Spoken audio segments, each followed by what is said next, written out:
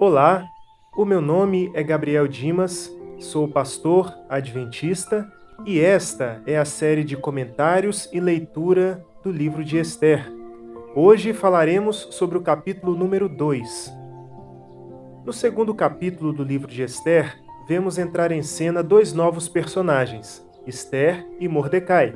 Antes, porém, lemos que o rei Assuero, após deixar o seu furor pela recusa de Vaste, dela sentiu falta e provavelmente se arrependeu da decisão tomada de depor a sua rainha.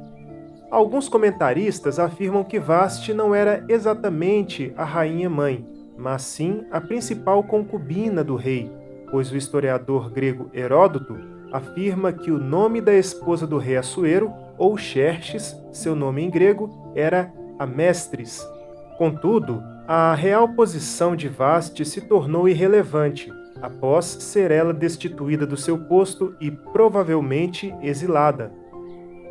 De acordo com Targum, o rei persa se irou grandemente com seus conselheiros por o haverem induzido a livrar-se de Vaste. Sendo assim, a melhor ação a ser tomada por esses homens seria a de reparar de alguma forma a perda real. Então não puderam elaborar um plano melhor que aquele de preparar um concurso de beleza para que o rei conhecesse as mais belas moças de seu reino e dentre elas escolhesse a substituta de sua infeliz ex-companheira. Certamente a ideia agradou bastante ao monarca, o qual vivia numa cultura que não estranhava nem um pouco a poligamia e a rotatividade nos haréns.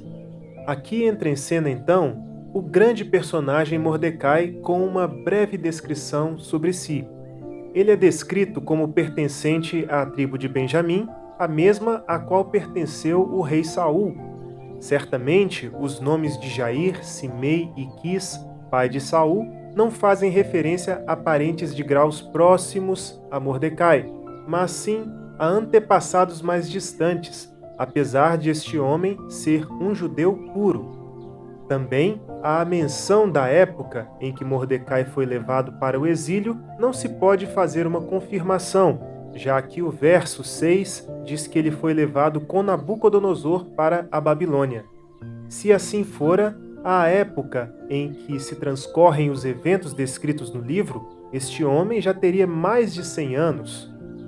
O que pode explicar o relato de uma data tão prévia da chegada dele àquela região seria a menção de um certo Mordecai em Esdras capítulo 2, verso 2 e em Neemias capítulo 7, verso 7.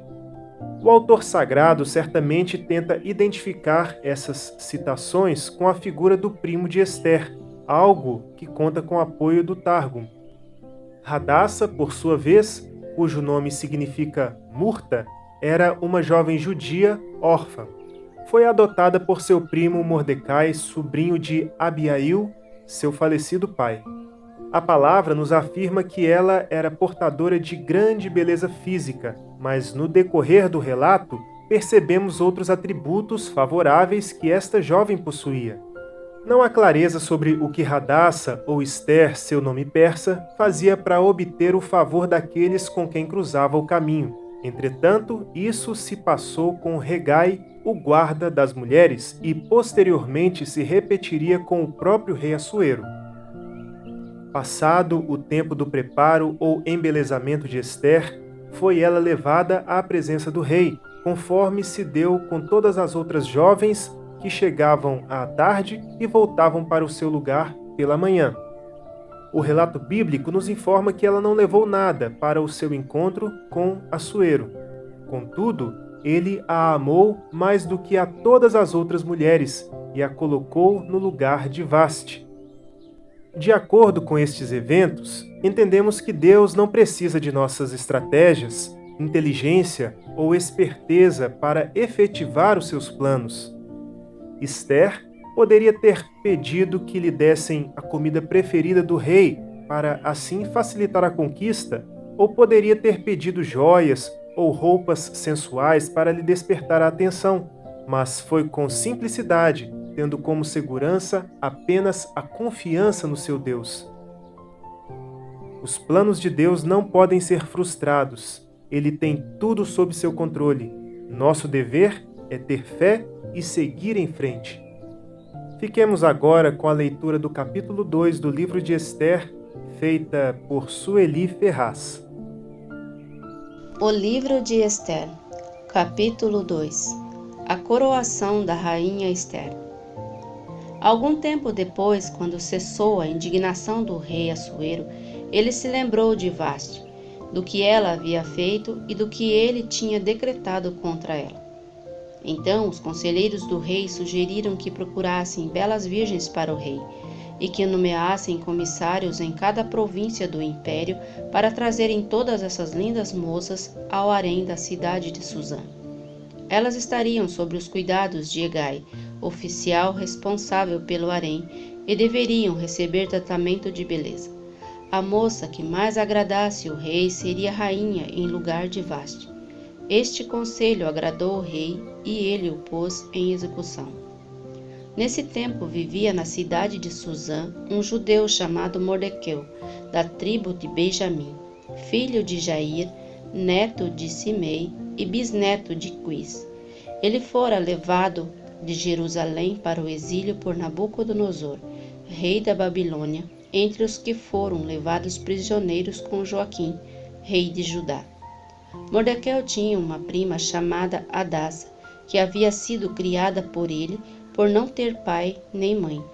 Essa moça, também conhecida como Esther, era atraente e muito bonita, e Mordequeu a havia tomado como filha quando o pai e a mãe dela morreram. Quando a ordem e o decreto do rei foram proclamados, muitas moças foram trazidas à cidade de Suzã e colocadas sob os cuidados de Hegai. Esther também foi trazida ao palácio do rei e confiada a Hegai, encarregado do harém.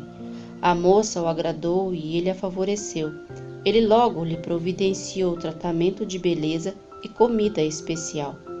Designou-lhe 7 moças escolhidas do palácio do rei e a transferiu-a, junto com suas jovens, para o melhor lugar do harém.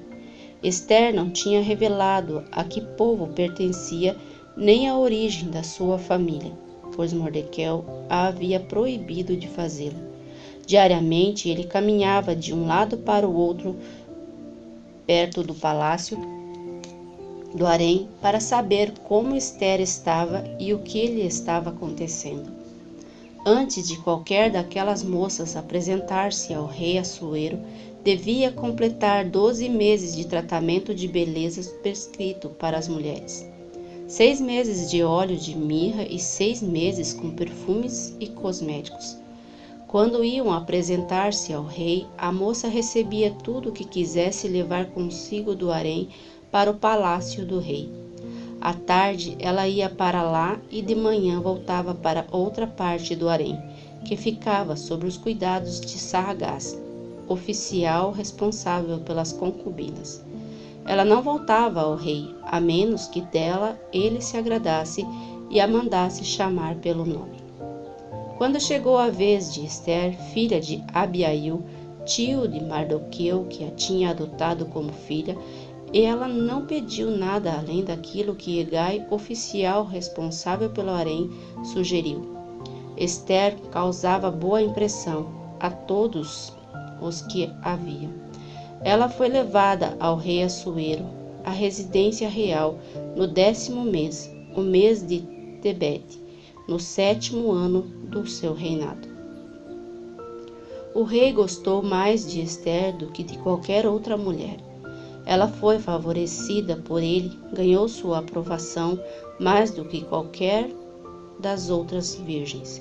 Então ele colocou nela uma coroa real e tornou-a rainha, em lugar de Vaste. O rei deu um grande banquete, o banquete de Esther, para todos os seus nobres e oficiais. Proclamou feriado em todas as províncias e distribuiu presentes por sua generosidade real. Quando as virgens foram reunidas pela segunda vez, Mordequeu estava sentado junto à porta do palácio real. Esther havia mantido segredo sobre seu povo e sobre a origem de sua família, conforme a ordem de Mordequeu, pois continuava a seguir as instruções dele, como fazia quando ainda estava sob sua tutela. Um dia, quando Mardoqueu estava sentado junto à porta do palácio real, Bigatã e Teres, dois dos oficiais do rei que guardavam a entrada, estavam indignados e conspiravam para assassinar o rei Assuero. Mardoqueu, porém, descobriu o plano e contou à rainha Ester, que por sua vez passou a informação ao rei em nome de Mardoqueu. Depois de investigada a informação e descobrindo-se que era verdadeira, os dois oficiais foram enforcados. Tudo isso foi escrito nos registros históricos na presença do rei.